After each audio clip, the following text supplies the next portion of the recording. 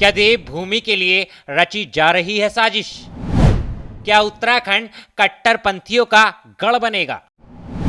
पहले हल्द्वानी में हिंसा, अब हिंदुओं का पलायन।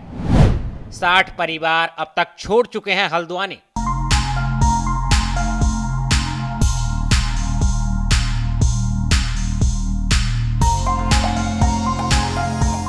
नमस्कार, आर्या न्यूज देख रहे हैं। यहाँ पर मैं हूं आपके साथ ऋषभ चौहान।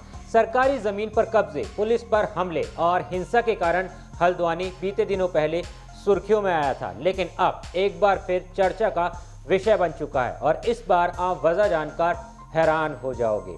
दरअसल उत्तराखंड के हल्द्वानी का जोशी विहार कॉलोनी हिंदुओं के पलायन को लेकर चर्चा में है। यह कॉलोनी उसी भनभूलपुरा के पास का इलाका है जहां पिछले दिनों अतिक्रमण हटाने गई पुलिस और नगर निगम की टीम पर कट्टरपंथियों ने हमला किया था। भनभूलपुरा के आसपास का क्षेत्र भी डेमोग्राफिक चेंज की जद में आ चुका है। शनि बाजार क्षेत्र से सटे जोशी विहार में रामपुर, पीलीभीत व स्वार से मुस्लिमों की तादाद बढ़ती जा रही है।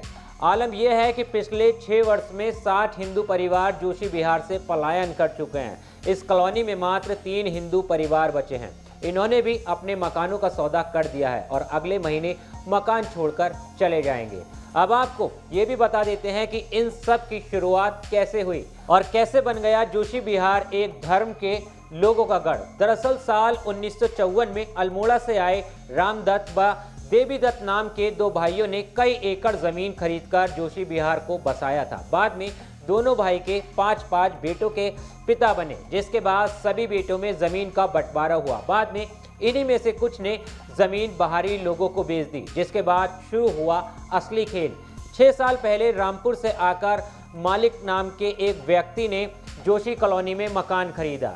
इसके बाद यहाँ मुस्लिम आबादी और उनके परिवारों की लगातार संख्या बढ़ती चली गई। कथित तौर पर शुरुआत में जमीन लालच में बेची गई, तब भूसवा मियों को 1 लाख रुपए की जमीन के 1 करोड़ रुपए तक मिले। बाद में गंदगी और मुस्लिम बहुलता होने की वजह से कई हिंदू औने पौने कीमत पर अपनी जमीन और मकान बेचने लगे। फिलहाल जोशी विहार कॉलोनी में मुस्लिमों के लगभग 150 मकान हैं।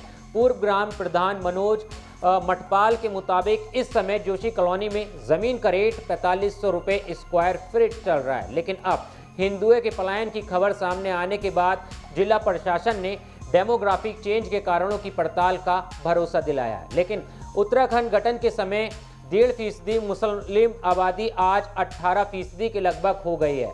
उत्तराखंड में बढ़ती मुस्लिम आबादी, लव जिहाद और लैंड जिहाद ने भले ही हिंदूवादी संगठनों के माथे पर बल डाल दिया हो, लेकिन शासन प्रशासन तो जैसे चादर तानकर सो रहा है। और इस मामले पर अब आपकी क्या राय है, एक बार हमें कमेंट करके ज़रूर बताना। देश और दुनिया की तमाम खबरों के लिए आर्या न्यूज़ को भी फॉलो कर लेना। मिलता हूँ आपसे किसी और वीडियो में। जय हिंद।